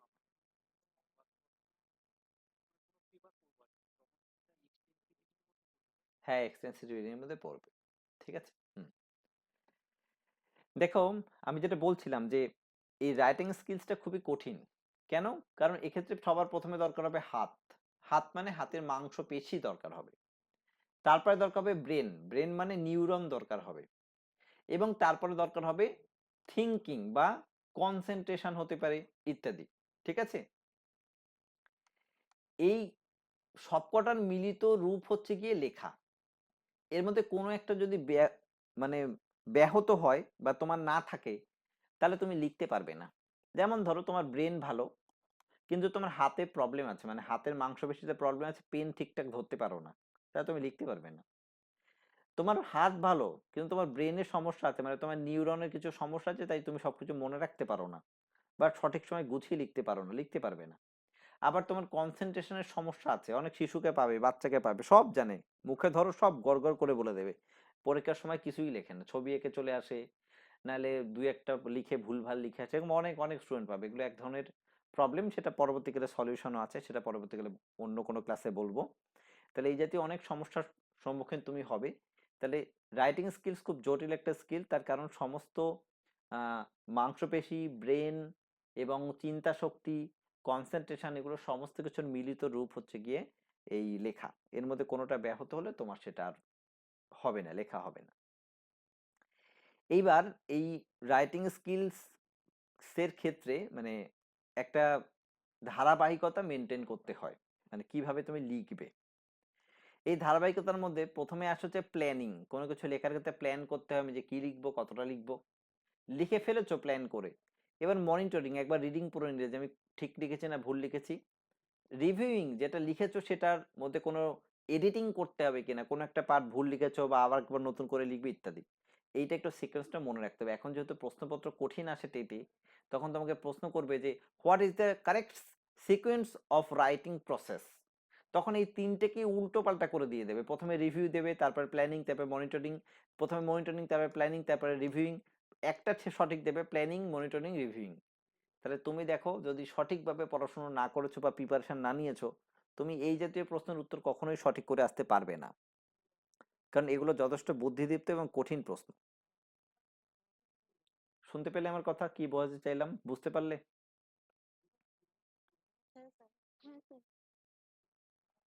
বেশ, ঠিক আছে। এবার আমরা পড়ার প্রায় শেষের দিকে চলে এসেছি।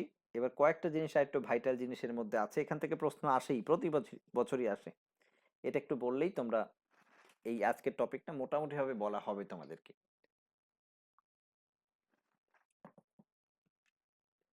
এবার বলো, টেট বিষয়কে কারো কোনো প্রশ্ন আছে? যারা নতুন বা যারা কোনো প্রশ্ন করতে চাও করো, তারপর আমরা বাকি অংশটুকু পড়াবো। অল্প একটুই বাকি আছে, বাকি অংশটুকু যদি কেউ কোনো প্রশ্ন থাকে করো, কারণ তোমাদের বলেছিলাম প্রশ্ন করার সুযোগ দেবো, তারপরে আবার পড়াবো। বলো।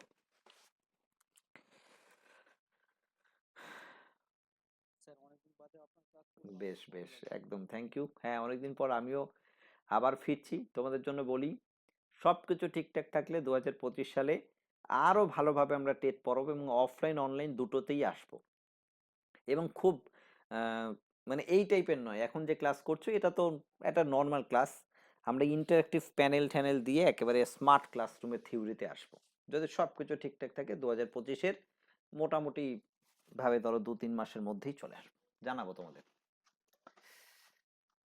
আর আমারও ভালো লাগছে, অনেকদিন পরে ক্লাস নিচ্ছি, বেশ কিছুদিন ক্লাস নিইনি। বলো।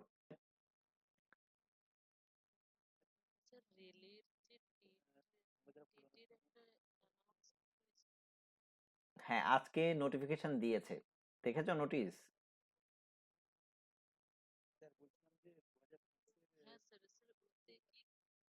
বলো বলো। আগের নোটিশ অনুসারে টেট কোয়ালিফাইড যারা ছিল তারাই পারবে দিতে, সেটা সিটেট হতে পারে বা রাজ্য সরকারের টেটও হতে পারে, সে অপশন ছিল ওখানে। কিন্তু নতুন নোটিশটা আজকে এখন অব্দি আমার দেখা হয়নি, সেটা না দেখে আমি বলতে পারবো না। কিন্তু আগে যেটা ছিল সেটা টেট কোয়ালিফাইড যারা তারা।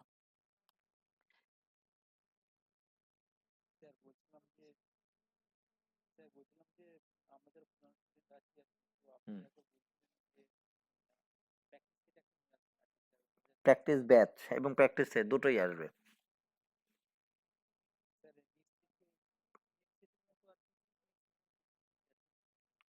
ওরকমই থাকবে অনেক প্রশ্ন। হ্যাঁ, ওরকম প্রশ্নই থাকবে। এখন দেখো, এই বিষয় নিয়ে তো কোনো বইপত্র কিছু মার্কেটে নেই, এবং এই বিষয়টা নিয়ে ওরকম টাইপের প্রশ্ন কোথাও নেই, মার্কেটে কোনো বই নেই। আমাদের টিচারদের মাথা খাটিয়ে প্রশ্ন বানাতে হচ্ছে।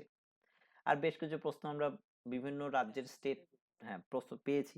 এবার সেই জন্য এটা করতে অনেক সমস্যার সম্মুখীন আমরা হচ্ছি। আর একটু একটু সমস্যার সম্মুখীন হচ্ছে, কারণ আমাদের দুজন ফ্যাকাল্টি, ভালো ফ্যাকাল্টি, তারা একটু অন্য বেটার জব পেয়েছে, সরকারি চাকরি।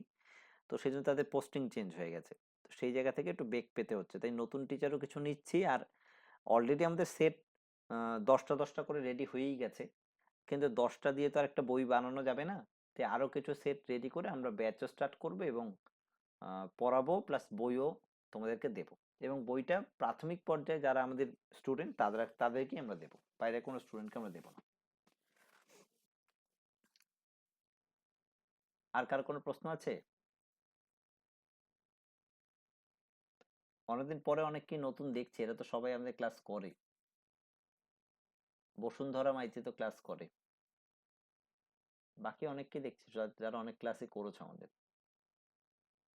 তোমরা কি কোনো জায়গা থেকে ফার্স্ট্রেটেড যে পরীক্ষা হবে না, কেন পড়ছি, এরকম কোনো প্রশ্ন আছে কারো?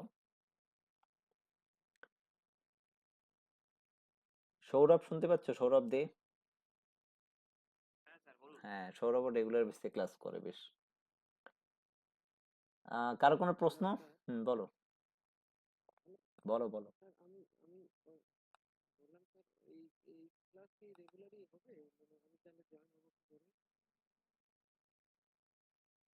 না, অনুরমা ম্যাডামকে বাদ দেবো না, একজন লিখেছো। উম, অনুরমা ম্যাডাম একটা মানে অন্য জায়গায় একটা চাকরি পেয়েছে, ক্লাস নেবেন কিন্তু কম নেবেন। আগে যেমন প্রচুর ক্লাস নিতেন, অতটা নিতে পারবেন না। অ্যাকচুয়ালি তোমরা যখন চাকরি পাবে তখন নিজেরাও বুঝতে পারবে, যেমন ধরো যাদের একটু উত্তরবঙ্গ বা একটু অড জায়গায় পোস্টিং হয়ে যায় না, তারা ক্লাস নেওয়া তার পক্ষে খুব কঠিন হয়ে যায়, কারণ সেখানে এরকম নেট কানেকশন নেই, বাড়ি থেকে একটা দূরে পড়ে থাকতে হয়। চাকরি না পাওয়ার একটা কষ্ট আলাদা, সেটা এখন তোমরা সেটাই সাফার করছো। কিন্তু চাকরি পাওয়ার পরও যদি সেটা মন মতো জায়গাতে পোস্টিং হয় না, সাধারণত হয় না যদি না ভাগ্য খুব ভালো থাকে। তো তখন দেখবে আরো অনেক কষ্ট আছে। তোমাদের প্রাইমারিতে জানো আমাদের কত স্টুডেন্ট আছে? অনেক স্টুডেন্ট আছে চা বাগানের। মিউট করতে হবে প্রত্যেকে। হ্যাঁ, কিছু স্টুডেন্ট আছে যারা জলপাইগুড়িতে চা বাগানের ভিতরে প্রত্যন্ত জায়গাতে চাকরি পেয়েছে। চাকরি তো পেয়েছে, এই যে ৯,০০০ রিক্রুটমেন্টের কথাই বলছি। কিন্তু ওখানে সেট হয়ে যাওয়া, থাকা, শহর থেকে ওখানে গিয়ে মানিয়ে নেওয়া অত্যন্ত কঠিন। প্লাস হচ্ছে তাদের ভাষা রপ্ত করা কঠিন আছে। তো যাই হোক, এনিওয়ে, একটা কথাই বলবো, যতই কষ্ট হোক চাকরি তো চাকরি হয়, চাকরি তো লাইফ টাইম অ্যাচিভমেন্ট। সেটা একদিন দুদিন ৫ দিন কষ্ট হবে বা ১-২ বছর কষ্ট হবে, তারপর তো ট্রান্সফার হয়েই যাবে। যেখানেই চাকরি পাও না কেন ট্রান্সফারেবল, ট্রান্সফার হবেই হবে। তো সেই জায়গা থেকে উম, ওই অনুরম ম্যাডাম কম ক্লাস নেবেন, কিন্তু নেবেন। আমাদের পুরনো ফ্যাকাল্টি কেউই আমাদের কাছ থেকে ছেড়ে যাননি বা আমরা কাউকে বাদ দেইনি। তাদের মধ্যে কয়েকজন বললাম নতুন চাকরি জয়েন করার ফলে কম ক্লাস নিতে পারবেন, এত বেশি প্রত্যেক সপ্তাহে ৪-৫টা ব্যাচে ক্লাস নিতে পারবেন না। এই হচ্ছে বিষয়। সেই জায়গা থেকে আমরা নতুন কিছু টিচার নিচ্ছি, আশা করব যাদেরকে নতুন নেব তারাও ভালোই হবে। নেই কোনো প্রশ্ন, তাই তো? আর কারো নেই? চলো এবার এই টপিকের মধ্যে আরো ২-৩টে টার্ম আমাদের আছে। একটা টার্মকে আমরা বলি হচ্ছে স্কিমিং। এই বিষয়টা বুঝে না, এটা হচ্ছে প্রশ্ন আসে, অনেকেই ভুল করে। একটা হচ্ছে স্কিমিং, আর একটা হচ্ছে স্ক্যানিং। স্কিমিং এবং স্ক্যানিং এই দুটোই রিডিং টেকনিক্স, মানে পড়ার ক্ষেত্রে এই দুটো টেকনিক ব্যবহৃত হয়। দুটোই রিডিং টেকনিক।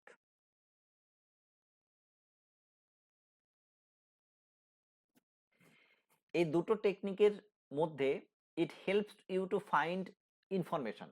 ইনফরমেশন খোঁজার ক্ষেত্রে এই দুটো টেকনিক ব্যবহৃত হবে। To find out the general theme of text. এবার দেখো এই দুটো টেকনিক দুটোই রিডিং টেকনিক, মানে পড়ার টেকনিক, কিন্তু এই দুটো টেকনিক কিভাবে ব্যবহৃত হয়? যখন two find out a general theme of text, যখন তুমি কোনো একটা টেক্সট পড়েছো এবং টেক্সটটা পড়ার পর তার শুধুমাত্র জিস্ট জানতে চাইছো বা সামারি জানতে চাইছো, তখন সেই টেকনিকটাকে আমরা বলি হচ্ছে কি স্কিমিং। আরেকবার আমি সহজ ভাষায় বলছি, কোনো একটা গল্প তুমি পড়েছো, পড়ার পর তুমি সেই গল্পটার শুধুমাত্র সামারি বা মূল অংশটা কাউকে একটু ব্যাখ্যা করে বলছো, তাহলে তুমি কি টাইপের রিডিং পড়েছো বলতে হবে, তাহলে আমরা বলবো স্কিমিং করেছো তুমি। আর স্ক্যান মানেই কিছু খুঁজে বের করা। স্ক্যানিংটা কিরকম? তুমি কোনো একটা টেক্সট খুব ভালো করে পড়েছো এবং সেখান থেকে একটা নির্দিষ্ট স্পেসিফিক শব্দ বা ইনফরমেশন তুমি খুঁজে বের করতে চাইছো। স্পেসিফিক কোন একটা ইনফরমেশন তুমি খুঁজে বের করতে চাইছো, তখন স্পেসিফিক কোনো ইনফরমেশন খুঁজে বের করা কি আমরা বলি হচ্ছে গিয়ে স্ক্যানিং। তাহলে দুটোর মধ্যে তফাৎ বুঝতে পেরেছো? স্কিমিং হচ্ছে পুরো একটা গল্প পড়ে তার সামারি বের করা, আর স্ক্যানিং মানে হচ্ছে কোনো একটা গল্প পড়ে সেখান থেকে নির্দিষ্ট একটা বা দুটো তথ্য বা শব্দ বা কিছু খুঁজে বের করা, তাকে আমরা বলছি হচ্ছে গিয়ে স্ক্যানিং। ওকে, বুঝতে পারলে?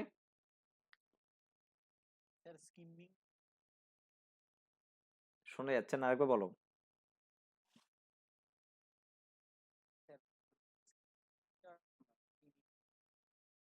স্কিমিং হচ্ছে পুরো একটা গল্প তুমি পড়েছো, পড়ে তার যে সারমর্ম, সারমর্ম খুঁজে বের করা হচ্ছে গিয়ে স্কিমিং।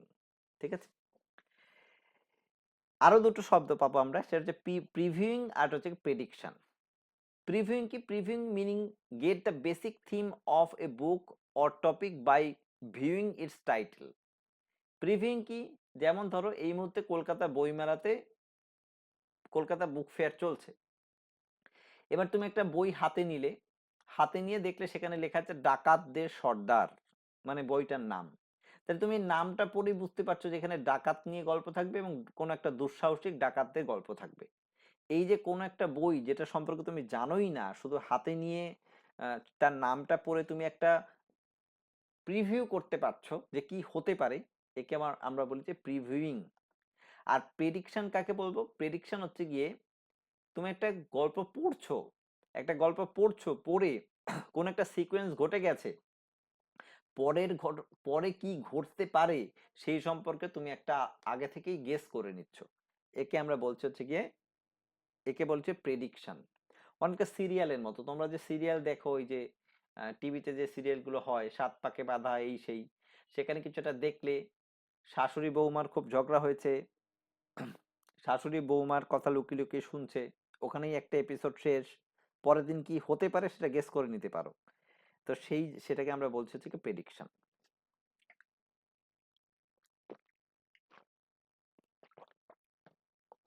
এইবার আমাদের শেষ স্টেজ স্টেজ হচ্ছে স্ক্র্যাবলিং।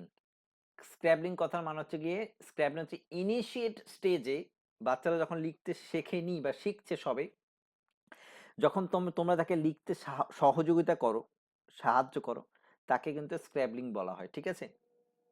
বা স্ক্র্যাবলিং বলছি, এটা থেকে কিন্তু প্রশ্ন আসে অনেক ক্ষেত্রে। এবার এই লেখার যে স্টেজটা অনেকগুলো স্টেজে ভাগ করা হয়েছে, যেমন স্ক্র্যাবলিং বা স্ক্র্যাবিং স্টেজ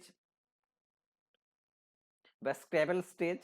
এই স্টেজে কি করছে, সে তার মতো করে যা ইচ্ছা করছে, মানে লিখছে, এবং stand point any place of page and resemblance the drawing. এখানে কিছু লেটার সে লিখতে পারে না, কিন্তু লেটারের সিমিলার কিছু শব্দ লিখতে পারে। যেমন ধরো একটা ও লিখতে হবে, সে এরকম ভাবে ও ও লিখছে এরকম ভাবে, অর্থাৎ তুমি দেখে বুঝতে পারবে যে সে কি কি লিখতে চাইছে। দ্বিতীয় স্টেজ হচ্ছে সিম্বলিক স্টেজ। এক্ষেত্রে সে নানা ধরনের কিছু পশু পাখির বা অন্য রকমের ছবি আঁকার চেষ্টা করবে, কিন্তু সেটা সিম্বলিক। কিসের সিম্বল থাকবে? কোনো লেটারের সিম্বল থাকবে, ঠিক আছে?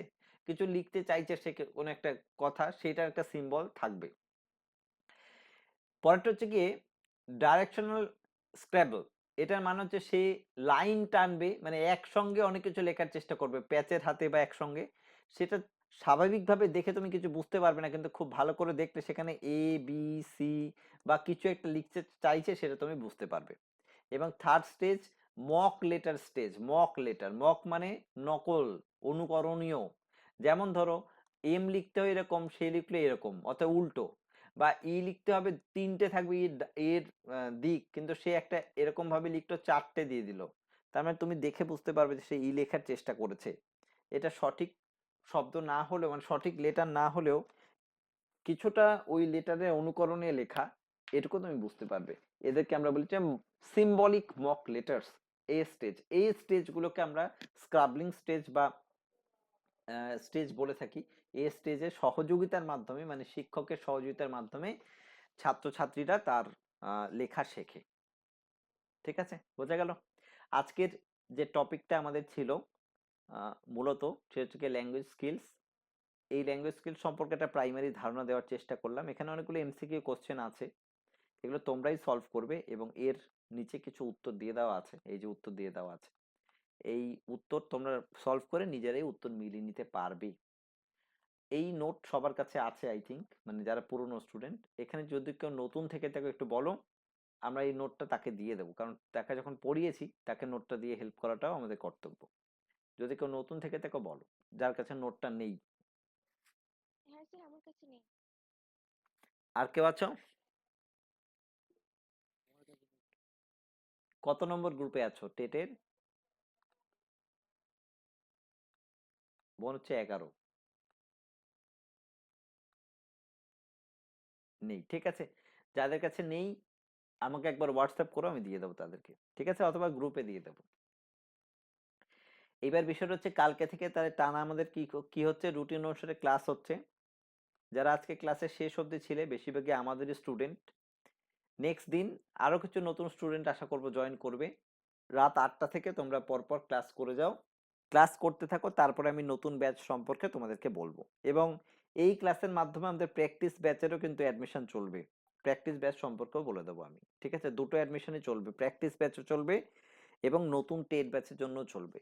প্র্যাকটিস ব্যাচ অনলি ফর যারা টেট অলরেডি একবার পড়ে ফেলেছো, সেটা আমাদের কাছে পড়ো, অন্য কোনো স্যারের কাছে পড়ো, তাতে আমার মাথা ব্যথা নেই, কিন্তু টেট বিষয়ে তার জ্ঞান আছে, তারাই কেবলমাত্র প্র্যাকটিস ব্যাচে মানে ভর্তি হবে। আর যারা টেট কখনো পড়োনি তাদের জন্য কিন্তু প্র্যাকটিস ব্যাচ নয়, কারণ প্র্যাকটিস ব্যাচে অনলি ফর প্র্যাকটিস করানো হবে, ধরে ধরে কিন্তু কিছুই পড়ানো হবে না। কাজে যারা কমপ্লিট করেছো তাদের জন্য প্র্যাকটিস ব্যাচ সামনেই আসছে, তো তারা অ্যাডমিশন নেবে এবং প্র্যাকটিস ব্যাচের ফিস যতটা সম্ভব আমরা কম নিয়েই অ্যাডমিশন নেব বা তাদেরকে পড়াবো। ওকে, কারো কোনো প্রশ্ন আছে বলো, বা কেউ কিছু বলতে চাও? কারো কোনো প্রশ্ন থাকলে বলো।